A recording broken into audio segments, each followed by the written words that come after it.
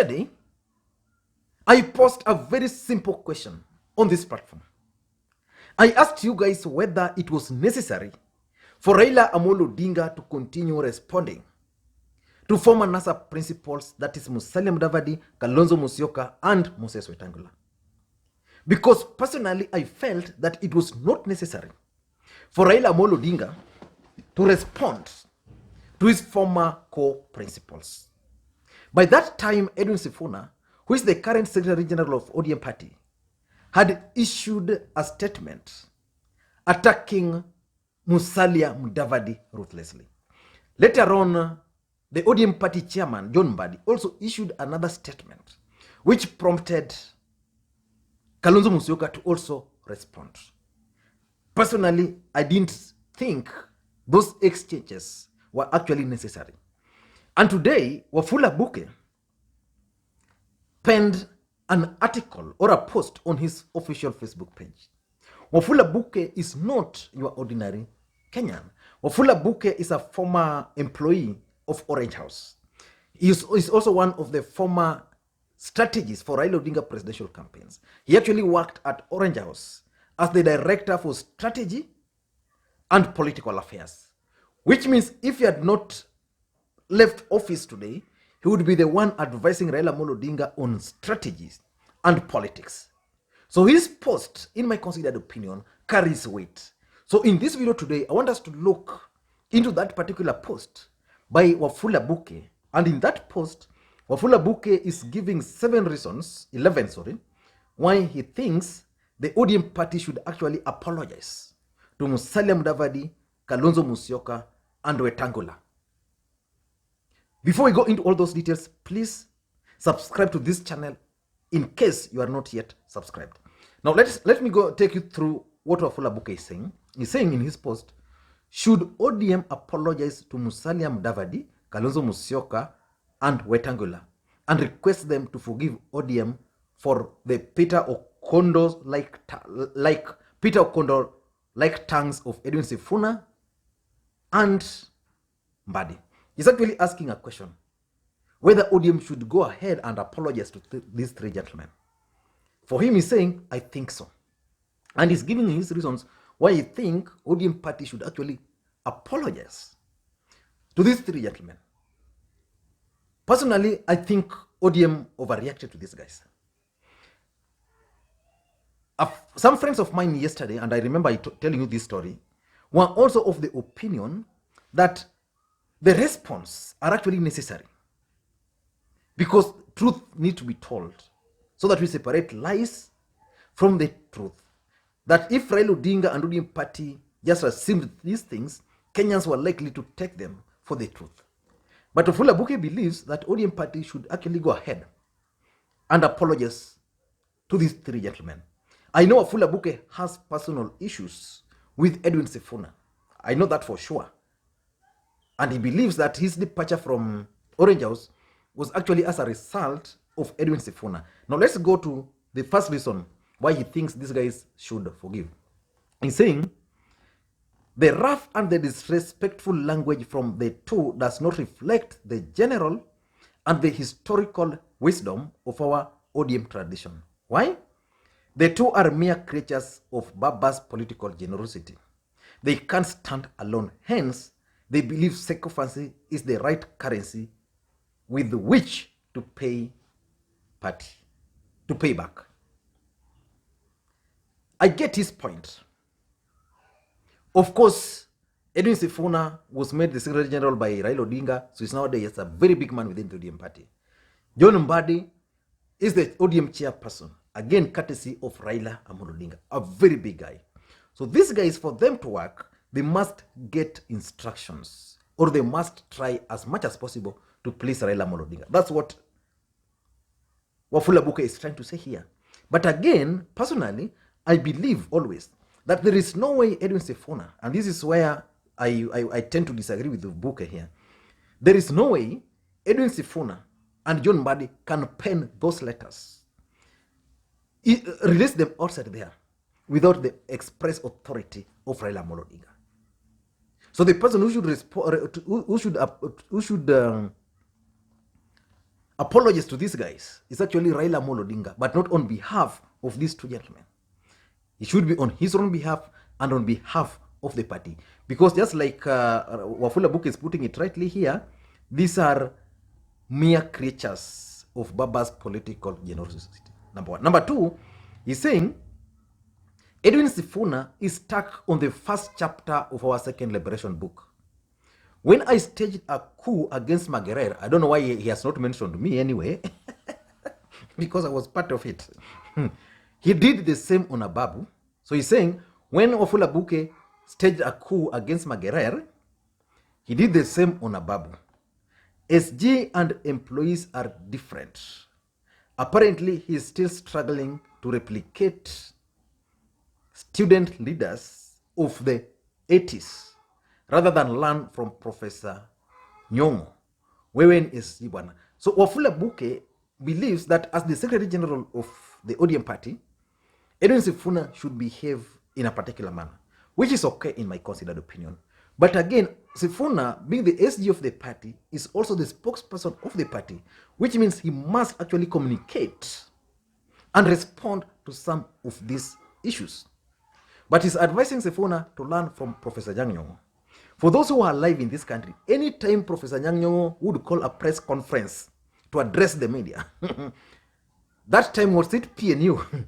PNU would, they would hide, basically. They would really hide because they didn't know what Nyong'o was going to say. At the same time, Nyong'o was a bit diplomatic. Nyong'o's statement would not be more than 2 lines or 3, but very powerful.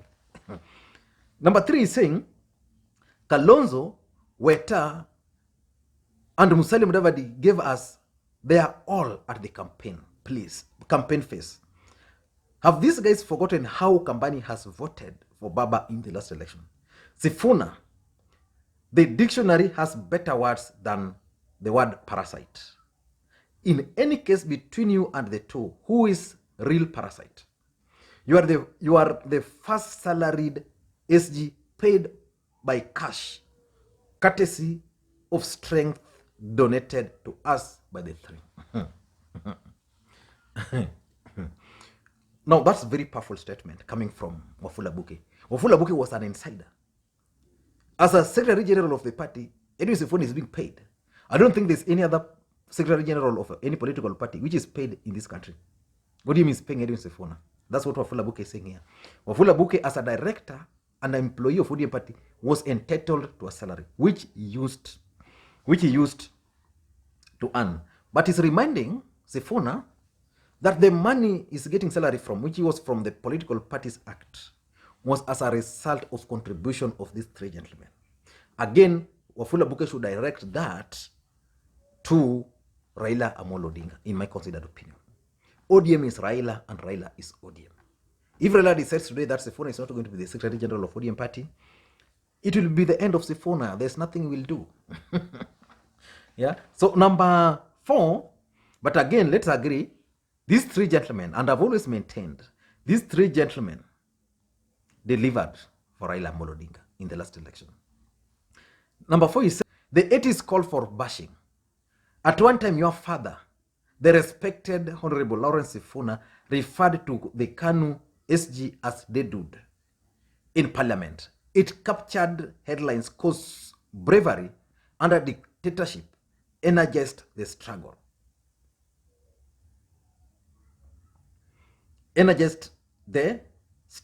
Today, we require bridge building language and wisdom, not spitting purposeless fire when you are a whole SG. So basically, Wafula Buke is trying to advise Edwin Sifuna that times have changed. The politics of yesteryears is totally different from the politics of today. In today's politics, you need to persuade people to support you. You don't need to bash them. Totally different. And I agree with him. Actually, the politics has really changed. Because even the generation, which is now the current voter, don't understand some of the language of force. Where you'd call for a demonstration, and you lead that demonstration, you automatically become a hero. Today, when you lead a demonstration, in the streets of Kisumu or in the streets of Nairobi, there are some youths who will be standing there wondering, uwe buda, kwa nini anatuharibia sherehe? So things have changed, and on that, I think Sifuna should find a way of changing. Number 5, he's saying, for God's sake, Musalia Mudavadi opted to remain jobless to focus on Raila Odinga presidential campaign and refused to push for the running mate slot to allow Kalonzo to broaden our fishing net. How dare you, Sifuna, urinate on that with juvenile rantings? That's debatable. The one guy I know who has contributed a lot to Raila is actually one man called Kalonzo Musyoka. I was present in Tharaka-Nithi, Katwana area specifically, the first time Musalia Mudavadi joined Raila Odinga. Remember, in 2013, Musalia Mudavadi decided to contest for the presidential seat. Again, after contesting, he was defeated. His own governor in 2013, his own governor in 2017, he did not even belong to his political party. So it's a complex thing. But the fact is, despite that, there ought to be some element of respect. These three gentlemen, in my considered opinion, ODM party can disagree with them the way they want, but respectfully. In politics, there's no political debt. Kalonzo should understand that. Mudavadi should understand that. Wetangula should understand that. But they must respect the way they interact, because probably the chance of Kenyans going for a rerun is high. If you go for a rerun and say Raila is number 1 or number 2 against William Ruto, then you'll have to make a choice between these two gentlemen. You will have to appeal to them to support you. So Edwin Sifuna, on that, you need to change. He's saying Raila Odinga is not diplomatic and issue-based in engagement with his estranged allies for nothing. He appreciates the contribution and the sacrifice of the two. By the way, Edwin, do you know the cost of hiring a chopper? Find out, boy. Musalia gave us for free. Again, on this, I think Buke is being a bit personal with Edwin Sifuna. Just like I said, there is no way Edwin Sifuna can release a statement without approval of one man called Raila Amolo Odinga. Okay. So probably Musalia Mudavadi gave out his chopper, which was being fueled. So he now has that chopper. He cannot use it wherever he wants across the country because it says. But ODM need to deal with him respectfully. Number 7, our party has the richest history in bridge building in Africa.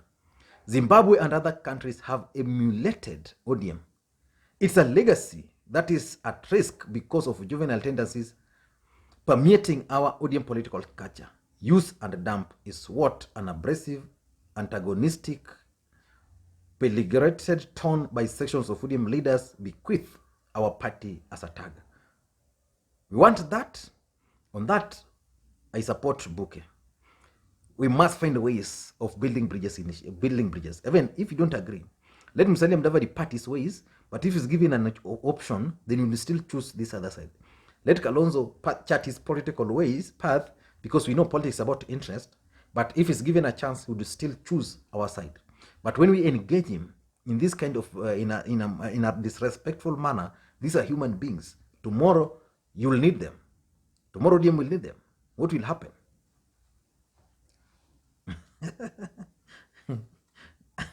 Okay. Wafula Buke anasema nini tena? So he's saying, Edwin Sifuna naive belligerence caused the Kilifi by-election. It may mess us in Matungu. Now that he has camped there, it will definitely isolate our presidential candidate at the national level if he don't gag the pair.